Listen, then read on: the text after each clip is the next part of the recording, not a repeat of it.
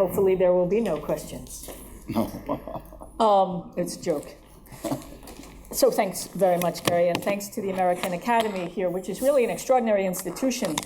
I did some research on it, and I hope my facts are correct. It was founded together, Richard von Weizsäcker and Henry Kissinger, together with Richard Holbrooke, the namesake of the honor that permits me to join you here as this evening as a Richard C. Holbrooke distinguished visitor.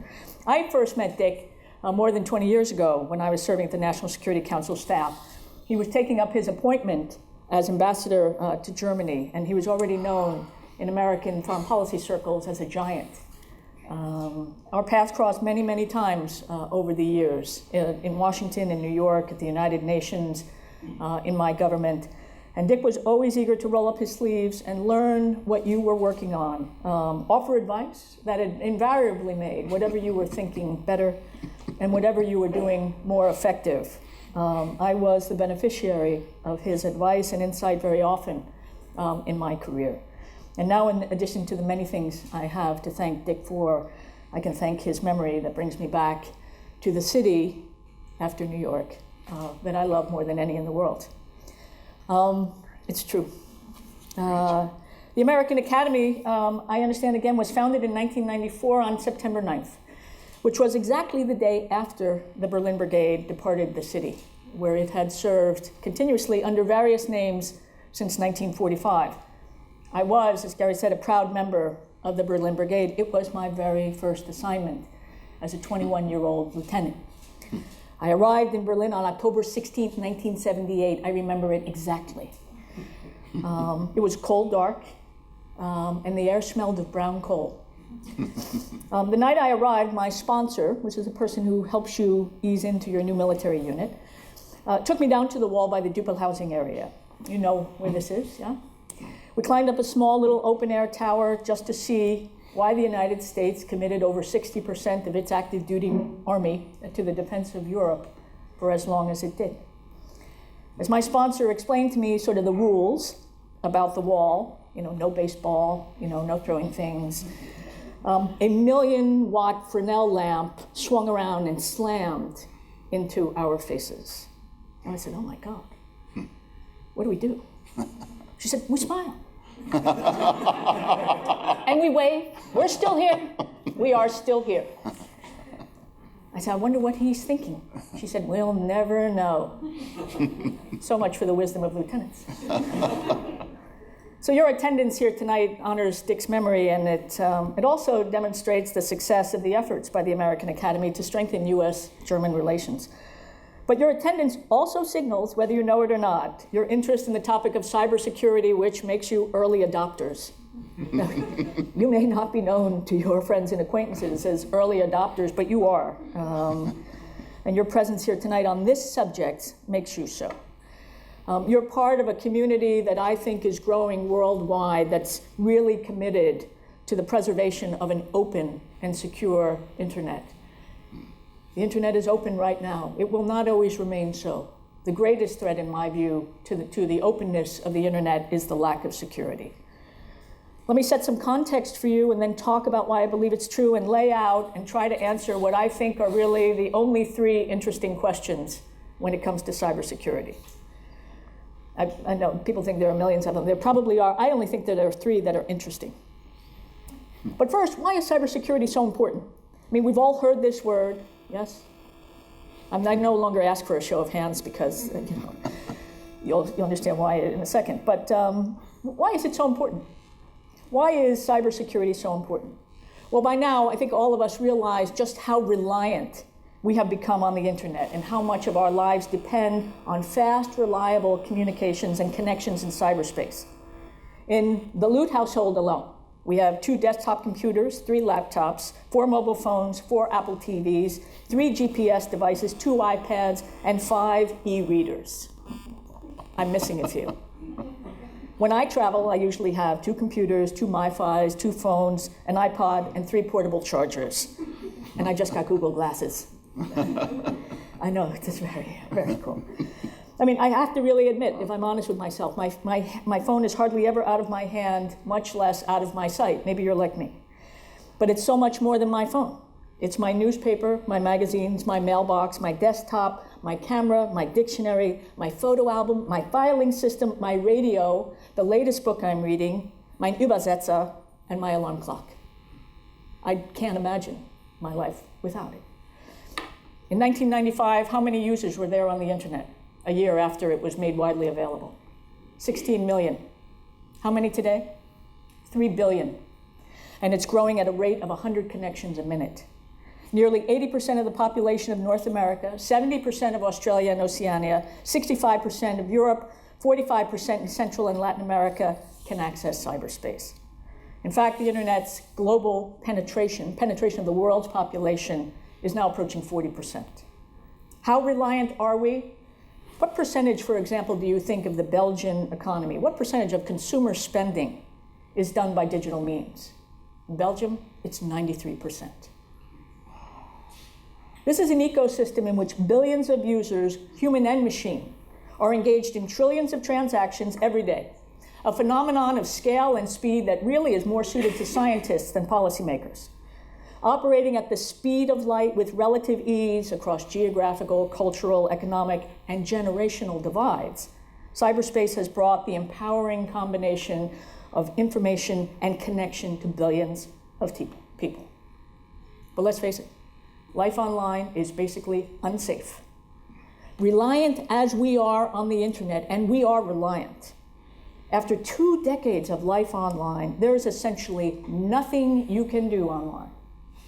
Nothing you can do. You can't stop, shop, chat, visit, view, read, download, upload, confident that your information or your identity is not subject to compromise, whether through violations of privacy, and frankly, in my own view, I care less about those than violations of integrity, which I care a lot about.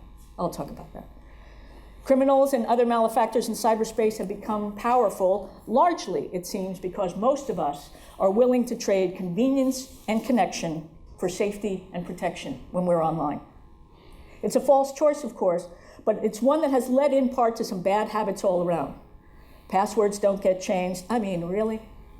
Would you share your toothbrush? Then why would you share your password? I mean, really, they don't. But passwords don't get changed, devices are left unlocked. But I think it's too glib to simply explain away our cybersecurity problem because as a function simply of bad habits. The problem of cybersecurity is one of the most important and fundamental issues facing our economies, our shared security, and our way of life because of our reliance on the internet. And I think we're at an important inflection point in this field. More so now than at any other time in the last few decades, we have access to an extraordinary array of security tools and technologies, standards, trainings, classes, vulnerability databases, certifications, configurations, guidance, best practices, catalogs of security controls, countless checklists, benchmarks, and recommendation. We've seen an explosion in the availability of threat information, threat feeds, reports, tools, alert services, security standards, and threat sharing services. We're surrounded by security requirements, risk management frameworks, compliance regimes, regulatory mandates, and all of the other blah, blah, blah that you know as well as I do. I call it B3. Not as bad as B5. Blah, blah, blah, blah, blah. But in spite of all of this well-intended information and technology, our problems seem to be getting worse faster than we are getting better. We're struggling with what one of my colleagues, Tony Sager, whom some of you may know is a giant in the field of cybersecurity in the United States, Tony calls it the fog of more. We're just suffering from the fog of more. There's just more. And there's not just a little swish and flick in this world. And it's time for us to cut through this fog of more. Not even large, powerful enterprises like the United States government, whether my former department, or the largest, best-funded international corporations can isolate themselves from the problem. We're all on the same network. Good guys, bad guys, governments, corporations, not-for-profits, academia, and individuals. So the challenge is, how do we achieve security to be able to operate safely online while maintaining the openness of the internet? It's a fascinating and, in my view, consequential issue that we have to take on as a community. So how do we band together to establish priorities for action? How do we support each other, keep our knowledge current, our technology current in the face of a rapidly evolving problem? What are the most critical problems that need solving? What should an enterprise do first? Which defensive steps have the greatest value? So the list of questions, as I mentioned earlier, is endless. But to me, there's only 3 important and interesting questions. The rest, as they say in my religious tradition, is commentary. So, what are those questions? Number 1, how do we architect systems we can trust from components we can't? That's the first interesting question to me. Number 2, I'm kind of at cruising altitude now. How do we ensure the integrity of our information and identities on an open internet? And number 3 is, what will be the role of government in all of this? So let me talk about them a little bit. How do we architect systems we can trust from components we can't? Here's the problem in my view. The problem is an accelerating profusion of complex technical boxes with an ever greater capability to put ever more information in the hands of the eager, always a dangerous thing. That's us.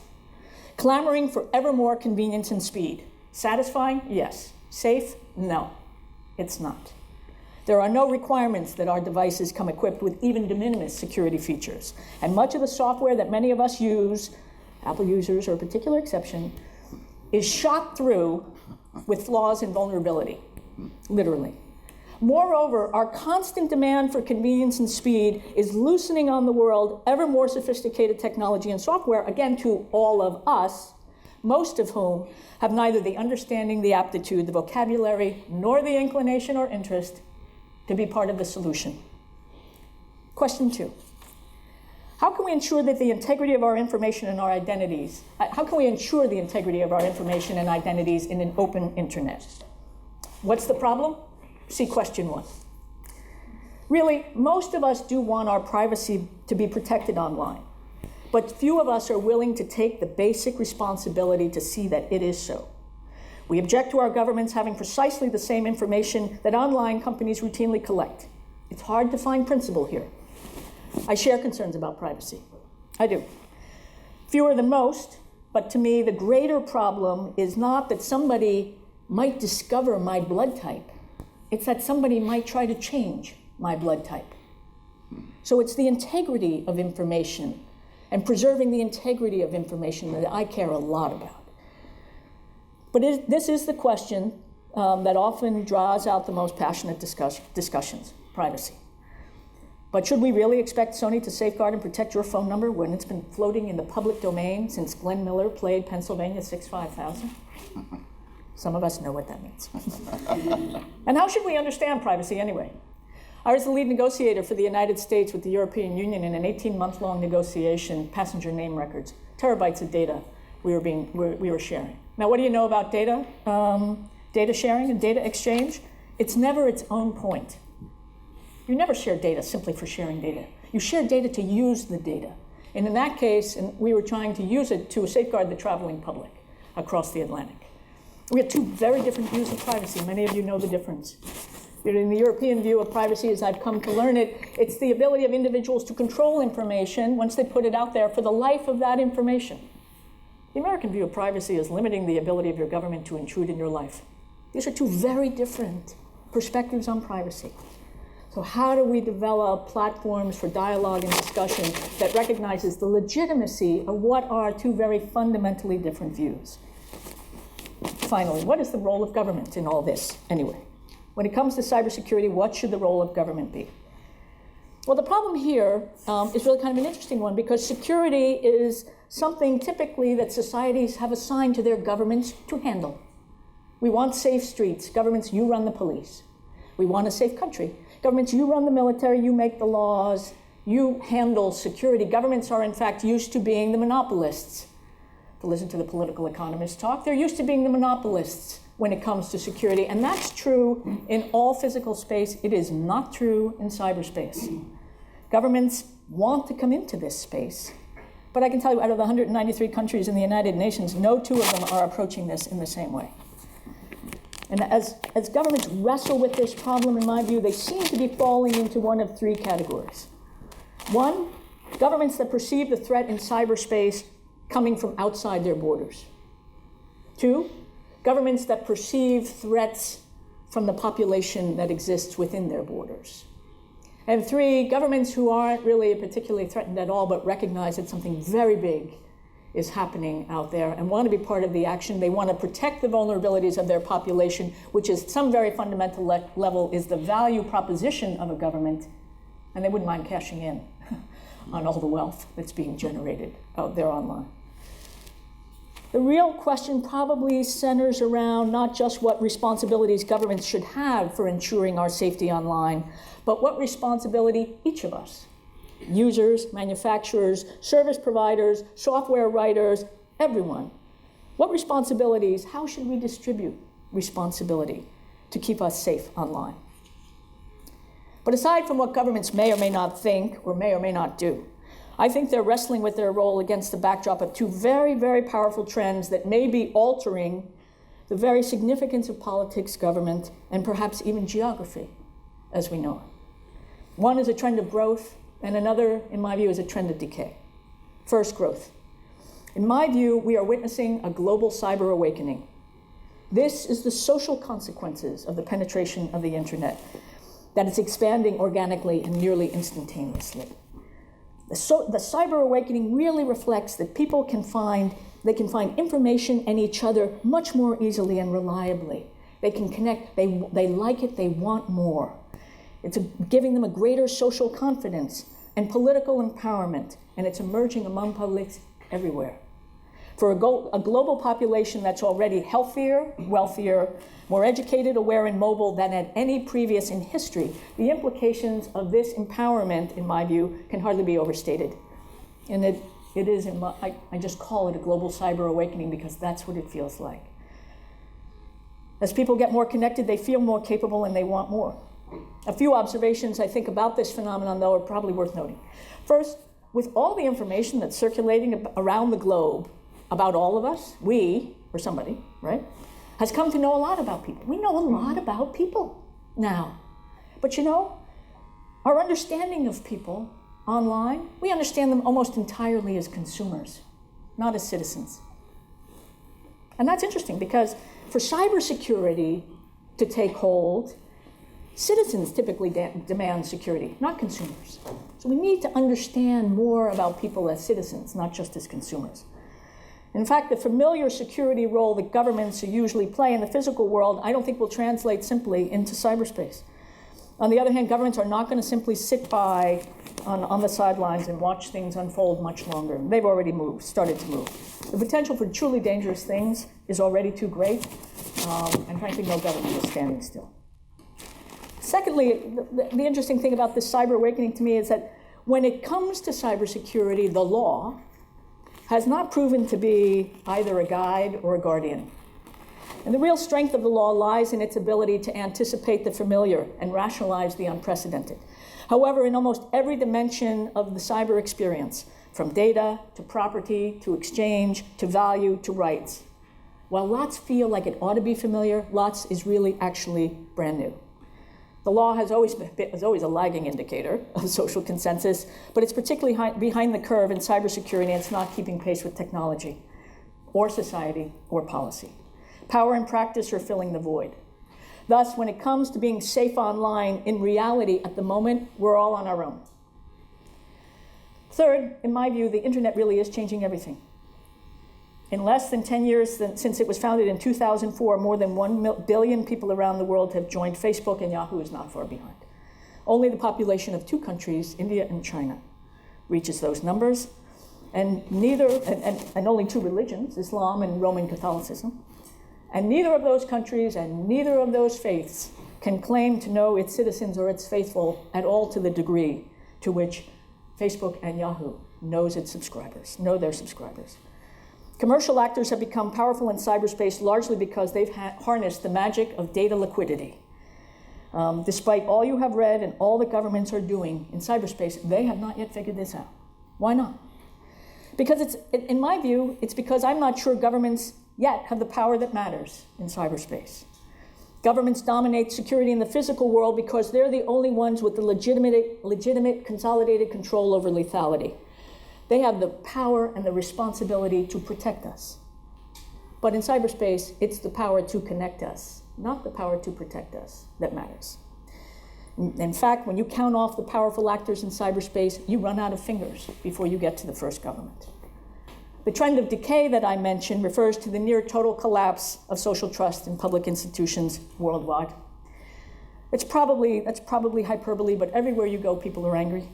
They're angry at the institutions. They don't trust the banks, business, markets, money, media. They're suspicious of government, skeptical of power, and disillusioned in many respects. The anger that we see everywhere, whether it's Istanbul, Rio, or the Occupy movement in the United States, it represents a particular kind of anxiety-based anger.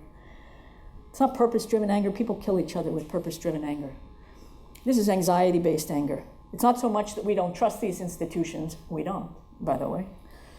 We don't seem to anyway. But more important, I think it's occurring to us that we don't know how to architect trusted institutions in public space. So, what are the answers to all this? In my view, there are only these three interesting questions. How do we architect systems we can trust from components we can't? How do we safeguard the integrity of our information and our identities in an open internet? And what will the role of government be? What can be done and who should do the work? In the first instance, I think at the level of technology, there are things that we could do to be safer online right now. Recently in the United States, the National Institute of Standards and Technology, NIST, issued a framework for cybersecurity. It was in development for nearly a year with extensive input from the private sector. NIST framework identifies 5 things to do that are essential for enterprise cybersecurity: detect, prevent, mitigate, respond, and recover. It's hard to argue with this, but for many, the guidance in this framework is roughly akin to telling you to safeguard your children when you take them out for a drive. Business in the United States argued strongly against NIST coming out with any more specific guidance and steered it well clear of providing anything that might be considered standards. Their argument essentially says, let the market determine what measures of cybersecurity to demand. Really? Leave it to the market? Seriously? Given its track record in recent memory, I'm not sure anybody really wants to leave anything simply to the hand of the market, hidden or otherwise. Our reliance on the internet and the inherent lack of safety online demands better. In the NIST framework, toward the back, you'll find annexes that correlate the recommendations of the framework with a couple of references, ISO 27001 and the critical security controls of the Council on Cybersecurity, which is the organization that I head up.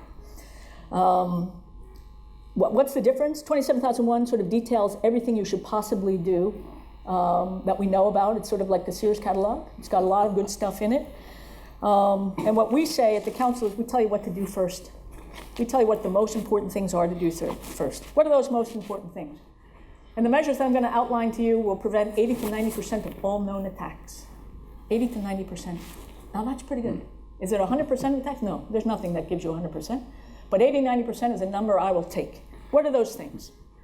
We talk about hardware asset inventory, software asset inventory, controlling administrative permissions, secure configurations, and continuous diagnostics and mitigation. What does that mean for all the rest of us? It means, do you know what's connected to your network? Do you know what's connected to your network? Do you know what's running or trying to run on your network? Do you know and are you managing the people who have the administrative permissions to override, bypass, or circumvent the settings you put in place? And do you have an automated system in place that's constantly diagnosing your system and alerting you to vulnerabilities so that you can patch them within 48 hours? If you do those things, you will prevent 80 to 90% of all known attacks. Now, I used to ask audiences, do you brush your teeth? I'm assuming you do. I'm assuming you do. You brush your teeth and you floss and you visit the dentist twice a year. Why? Because dental associations worldwide tell us that those things prevent 80 to 90% of the known causes of cavities. Do you buckle your seatbelt? Do you have anti-lock brakes? Do you have other basic safety features in your car? Would you get in a car without them? Of course not. So what we need to undertake a vigorous regime of hygiene and spread the word. These are the things that every CEO, board director, shareholder, and consumer should demand of every enterprise that handles our data. And if you're one of those people, not only should you be running through these questions, but ask, demonstrate it to me. Do you know what's connected to our network? How would you demonstrate that to me? Do you know what's running or trying to run? How would you demonstrate that to me? These measures constitute the minimum standard of due care that every organization and enterprise should be practicing when handling our data and connecting online. For their part, enterprises should start demanding that IT manufacturers ship products with the security settings activated and functioning. Imagine knowing that seatbelts save lives, but car makers shipping automobiles without them, leaving you to fan through the manual, trot down to the hardware store, track down the webbing, the bolts, right? And yell at your significant other when you're trying to get them installed. That's nuts. It's nuts. But it's a bit like what cybersecurity is today. Again, every company executive, director, and shareholder should insist that basic cyber hygiene be in place and regularly reported on. Such hygiene would have prevented many of the major breaches that we've seen in the press recently. Of course, no single technique, no matter how sophisticated, can do all that needs doing. And all that needs doing can't be done alone. This, then, is how I make sense of cybersecurity. And it's what I think we need. It gives you my sense of the imperative that we need to address to be safe online. Is there more to talk about? I hope so. We've got a few minutes before the match starts. It's time we'd less for questions. Und ähnlich, ich hoffe, Sie erlauben mir ein paar Wörter in Deutsch zu sagen. Guck mal, mein Mann ist also jetzt sehr nervös. Ich weiß, ich habe eine schwere Aussprache. Es tut mir leid. Ich bin so glücklich, wieder zurück in meinem Berlin zu sein. Ich habe so viele schöne Erinnerungen an meinen Aufenthalt hier. Ja? Ich liebe diese Stadt und denke so oft an meine zweite Heimat in Deutschland. So, heute Abend, ich danke Ihnen und bedanke mich. Problem.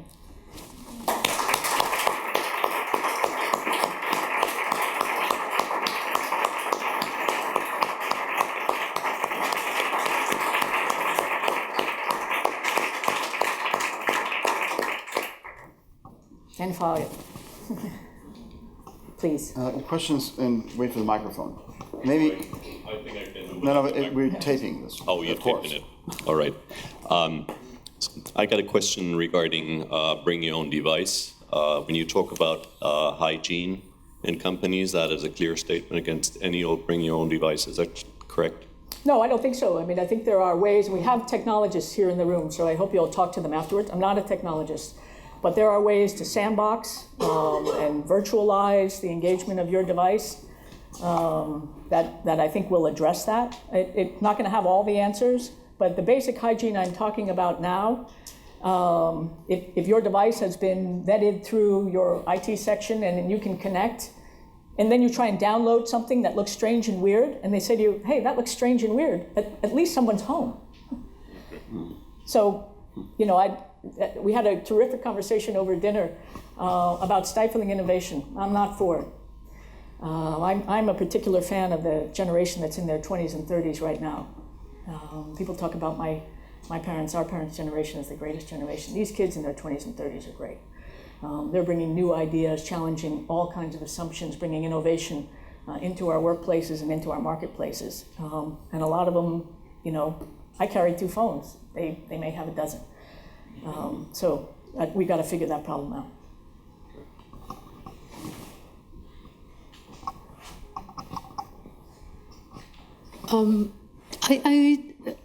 I mean, when you talk about the openness of the internet world, is something that, of course, we are all concerned, because nowadays the internet obviously has shown the tendency of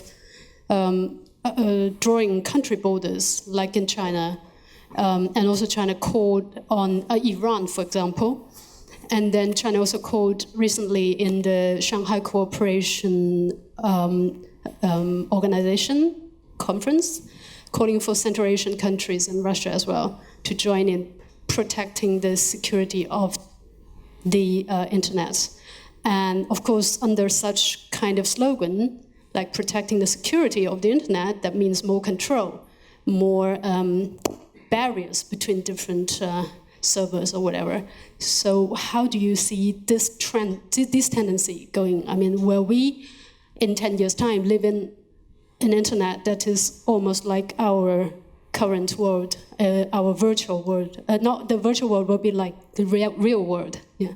Yeah, that you're talking about the Westphalianization of the internet. The President Ilves of Estonia uses that phrase. I think it's the right one. I don't think it will succeed. I think there will be countries that try and opt out of the internet, and I think that people are, just as they're doing now, finding ways to bypass that tunnel and connect. And one of the things that we have to do is find a way also to preserve the institutions that really are responsible for the technical underlayer. They're to most of us, if you don't know anything about them, they're shockingly informal. They're pretty sparsely staffed, and it's not quite a free-for-all, but it's decidedly less ritualized than government-to-government conversations. I don't think the Westphalianization of the internet's going to succeed. Yeah. Okay. Yes, thank you, Ms. Lute, for the exciting lecture. I'm very curious to hear about your thoughts on online gaming. Online gaming. Okay, we have a 9-year-old. I hate it.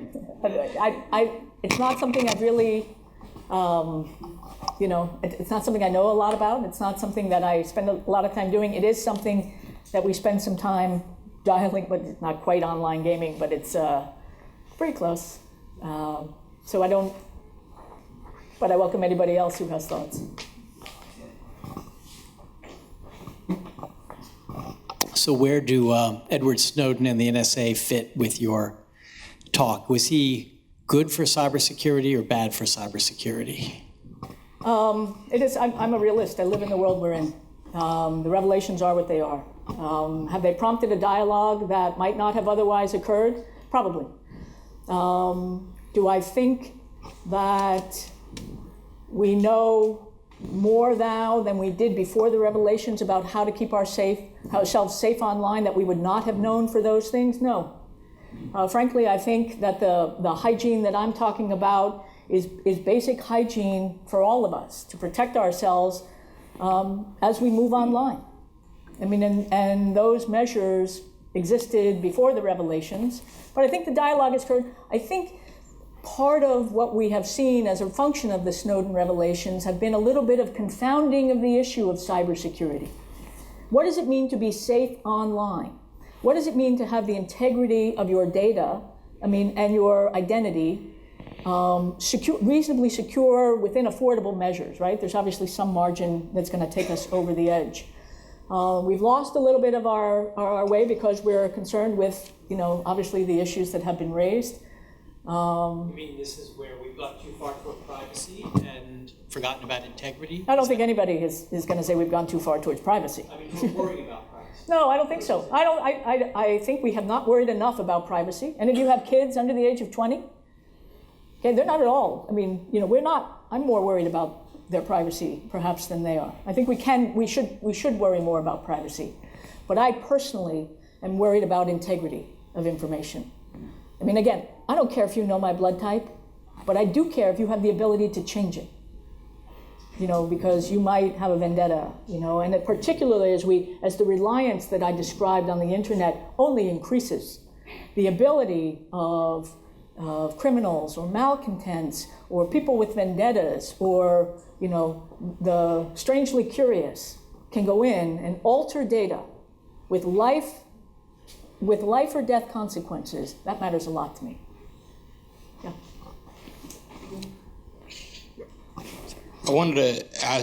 I guess I see two conflicting metaphors here. One is the metaphor of hygiene, which is always assumed to be one's own responsibility. The other is a metaphor you used about what if a car didn't come with a seatbelt, which to me is a metaphor of someone else's responsibility, namely the auto manufacturer. And it seems to me that there you're getting into the language of legal liability. Automaker, I don't remember the history, but I don't think automakers have only seldom volunteered to make their vehicles safer without some kind of public pressure, whether that's legislation or litigation. One of the interesting things about cyberspace is how little responsibility companies in the US have. In the EU, it's a little different. So you can see, not on the national security level, but on the child security level, shall we say, if your data gets out, what recourse do you have? In the US, there's not much recourse. We've seen some class action lawsuits that just really went almost I nowhere. think that's beginning to change. Okay, There's a recent case in that's the Florida. end of my question. It's not really a question, sorry. No, it's okay, but it's the right one. To me, they're not inconsistent necessarily. Sure, there is hygiene that we ourselves do. And then there are things that we expect the companies and the enterprises that we engage with to do. The things I was describing to you, those 4 or 5 measures, those are what every enterprise ought to be practicing. I mean, when you think about it, so there's a breach of a major American company and people's data is compromised. People's data are compromised in significant ways. I would ask the follow. I'd stand up at a shareholder meeting and say, tell me, did you guys have any idea what was connected to the networks? What was running on it or trying to run? Who has administrative? Do you manage the people who you give administrative permissions to bypass and override these things? And how long does it take you to discover a failure or a vulnerability? And then how long did it take you to mitigate? And how would you demonstrate all of this to me as a shareholder in your company? So when Ralph Nader wrote Unsafe at Any Speed in 1965, right, he created a consumer action, a consumer advocacy, legacy that we benefit from today. It's about time we brought the same urgency to cyber.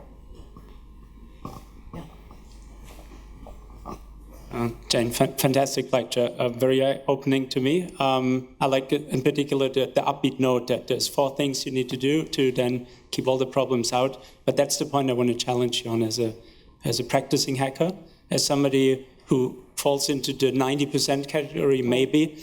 I don't see it as a you keep somebody out by preventing the one thing they're trying to do type of dynamic, but rather they'll keep coming and they'll come more than 10 times. So by keeping them out 90% of the time, you didn't really prevent any determined attacker. I'm gonna disagree on the logic of prevention. 80% is a pretty good number. One of the things that I've come to learn, again, I'm not a technologist, about this world is that all known bads have known fixes. And then that information is increasingly being shared better than it has been in the past, and we can do better on that front. And so it's actually, for the really sophisticated hackers who are like you, in that top 10%, it's not cheap, it's not easy, and it takes time to really move, after a high-value target. But the fact of the matter is, in the current environment, we're all sitting ducks. It's not hard to get anywhere. So you're exactly right. Why don't we make it at least hard? Why don't we get the machines in the game to do some automated diagnosing, detecting, mitigation, alerting us? This was the problem with Target. Certain configurations were switched off that would have alerted them to the kinds of exfils that were going on. And increasingly what it's not just your network, it's the networks your network is connected to. This is a big problem that we've got to solve, okay? But actually I'm betting on us.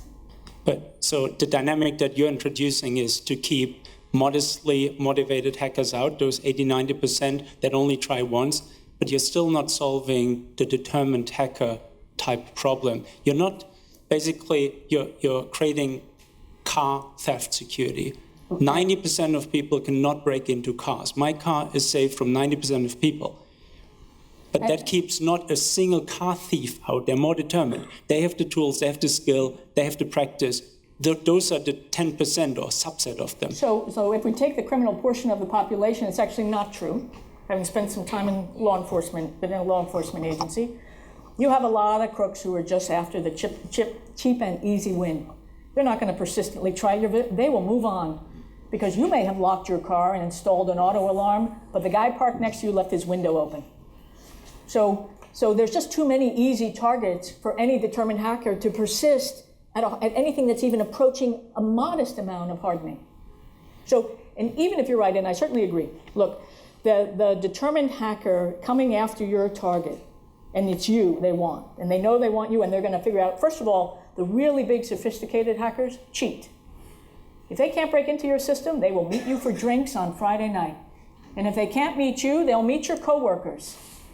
And they don't have to develop some super sophisticated 16-bit whatever.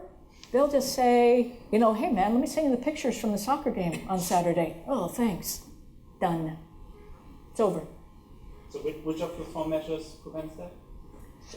Well, so well, if you put something in, okay, so it's like I don't send my daughter out for school every morning with a briefing. Look out for streptococcal this and meningococcal that. I say, wash your hands. Cover your mouth when you cough. I don't read her the blotter from Washington, D.C. about the crime overnight. I say, don't talk to strangers. You know, stay in well-lit areas. I give her basic hygiene to follow so that if something happens, she can respond adequately, rapidly, and minimize the damage.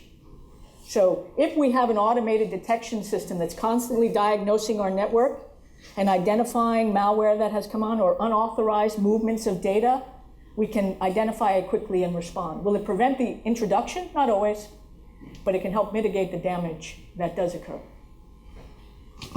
Yeah. Oh, sure. Jane, thank you for your talk. You raised a lot of questions: privacy, integrity, identity, others. What are your personal expectations? Solutions for these problems come from technical side or more from the side of regulations? Yeah. So we got asked this a lot. I am a believer that we need better regulation in this area, but I'm also a believer in the multi-stakeholder model of the internet that we have. And so we need a vibrant dialogue with the regulated, with the regulators to know how do we structure incentives? I don't think we have a very clear understanding of how the incentives are laid out on the internet and life online and life in cyberspace. I think we need to understand that more. But we're not going to regulate and our way out of this problem. We're not going to manage cybersecurity like an intelligence problem. We're not going to manage it like it's one big law enforcement investigation. We've got to manage it, we've got to approach it and manage it as we do many other aspects of our lives, where we take individual responsibility, we place expectations on the enterprises and organizations with which we interact, and yes, government does play a role in creating a backdrop of a legal structure that helps structure incentives, helps create predictability, and create consequences when people let down their fellow citizens with reasonable expectations that we have a right to have. So do I think legislation plays a role? Yes. Do I think this story begins with legislation? No. You were...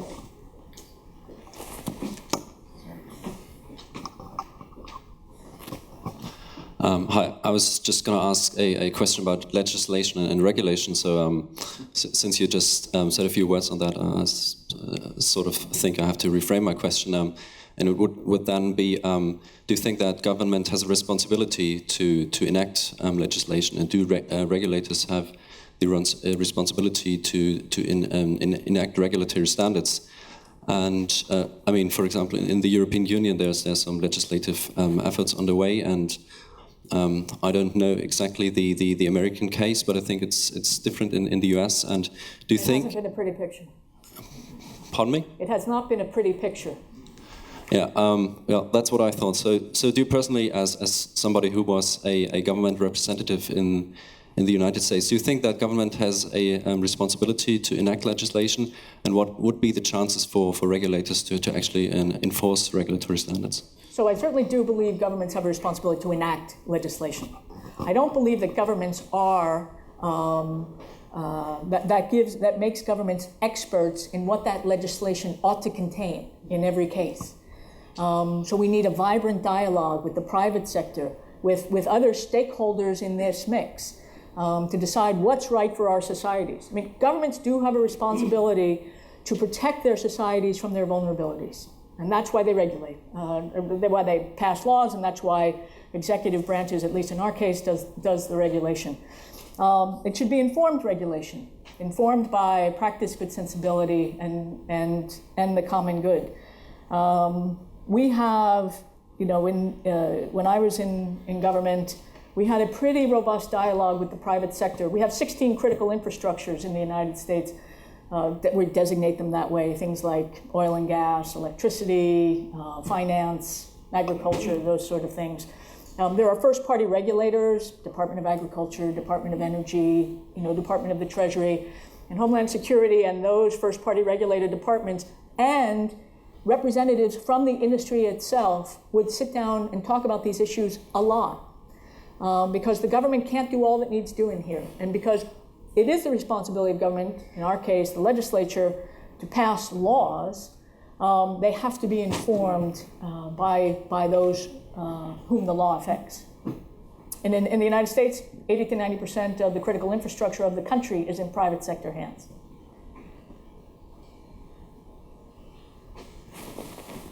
Yes. To me, the headline so far is Jane Lute, the Ralph Nader of cybersecurity. I'll go with it. I love it. It's great. And the reason why I like it is because Ralph Nader made the American auto industry the safest in the world and made the American auto industry a little tweak, but. Okay, I bought my first BMW on the Kudamm in 1980. My question is not about the auto industry. My question is this. One thing that struck me in your talk, which I found very insightful, is your statement that the top 10 most powerful actors on the internet do not include governments, which might be true, but doesn't seem true. And I think there are at least 4 or 5 intelligence agencies that would contest that statement. I stand by what I said. And the question I have it doesn't matter whether it's true or not. It matters what people think is true. And what I'm concerned about, and I know that since we serve the same administration, you're also concerned about this, is the role of the United States government and the reputation of the United States government and the role of American industry and the reputation of American industry in the cyber realm has undeniably suffered as a result of the Snowden disclosures. And what I'm concerned about, we might call the Huawei problem.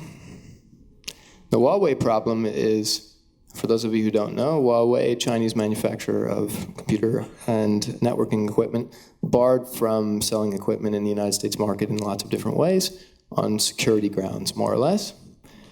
Now it was an argument we could carry some years ago, and now is an argument that is harder to carry.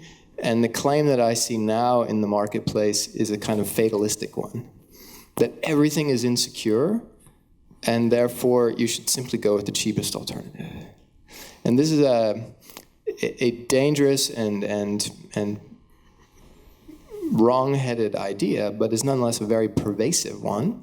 And I guess my question to you is, how do we restore trust and confidence that the intelligence agencies that are powerful in the cyber realm, even if they're not in the top 10, are nonetheless on the side of trust and confidence and security, and that we can and should have value judgments when we purchase as customers and value judgments when we require action from our policymakers as citizens when it comes to security? How do we reestablish that architecture of trust? That's a real, so there are a number of really good issues that you point out, that your question evokes. Let me talk about a couple of things. I'm not going to talk about intelligence agencies. But let me talk about what goes through your government's mind when it has knowledge of a threat to your citizens and your country. And what is the standard that the citizen uses in judging the actions of its country? Some people say, well, whatever you describe at the end of the day, has to be within the rule of law. No, that's not true. At the beginning of the day begins with the rule of law. That's where the day begins. So what do people ask themselves? A lot of second guessing, a lot of armchair quarterbacking, Monday morning quarterbacking. The fundamental standard, the standard that I used when I was in the Department of Homeland Security was, people are going to want to know, did my government do everything it could to keep us safe? Knowing that there are determined terrorists, knowing that there are people who will find a way to do very dangerous things. Aviation security, something for Homeland Security. How many of you fly? You all do. How many of you worry about the plane being blown up in the air? Not, you probably didn't wake up today thinking about that, did you? Now, why is that? Is it simply because Osama bin Laden is gone? No, because you feel like your governments are doing everything they can to keep you safe. May not always be convenient. Believe me, I know. My husband and I stopped getting invited out because every time we went anywhere, everybody had a lot to tell me about the men and women of TSA, who are some of the hardest working civil servants that I know. We congratulate and we praise and we celebrate our men and women in uniform who answered the call after 9/11. There are other men and women in uniform who answered the call after 9/11. They're at TSA. They're doing the best they can. 2 million people a day run through TSA. 2 million people a day. The numbers are staggering. Your point, though, is the right one. How do we restore trust? And I'm not trying to bypass what is sort of the elephant in the living room. Do we trust each other anymore? At some level, we want to very much. At some level, we do because we're not going anywhere. My first 4 years in Berlin was a tangible sign of my country's commitment to this country and to this continent. And it's as strong today as it ever was. Do we get mad at each other? Do we argue? Do we fight? Do we disagree? Do we share completely, different views on certain things? Yes. Do we need to repair the damage? We need to repair the damage. How do you demonstrate trust? People say transparency. My experience is that transparency has become one of 4 very powerful social norms that have emerged in the world today, thank God. What are those norms?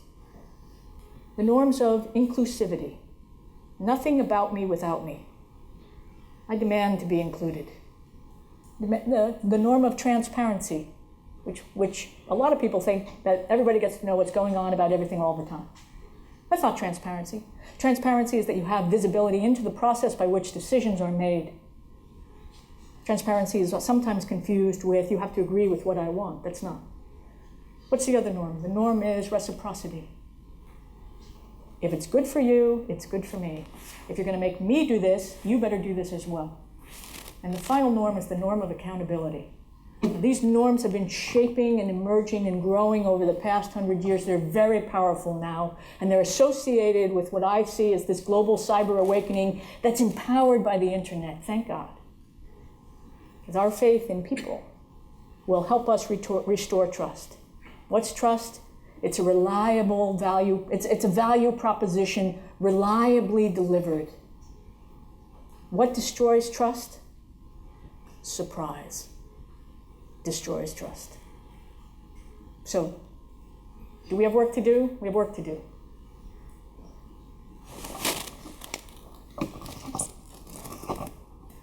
Thank you so much for this very inspiring talk. I have 2 questions. One, I would love you to name those 10 institutions. And jump online. And 2, you also talked about the difference of perception and interpretation about privacy at the European level, at the US level, and I was wondering in which shape and form a dialogue should take place in talking about these differences of interpretation, which also then leads to your point in trust. So there are some great internet sites online where you jump on, and you can actually, there's a really cool one, I'll find the name of it, and you click on the dot. So you look at this and you see 3 or 4 dots and you can recognize their name. Okay, what's the biggest one? Anybody know? Google. Okay, and then you click on it and it zooms in and you can sort of see the other planets. Zoom in again and you zoom in again and then you'll begin to see governments. Sort of on the second zoom. But take a look, they kind of differ, but I think the basic 10 would be things, and actually there'd be some that would surprise you because they're not centered in the West. But jump online. She doesn't feel safe. I feel trust.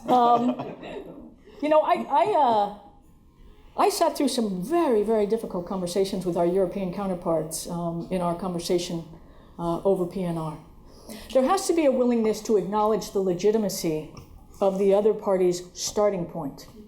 That doesn't universally exist right now, needless to say. It doesn't even exist in all cases in dialogues in the transatlantic dialogue.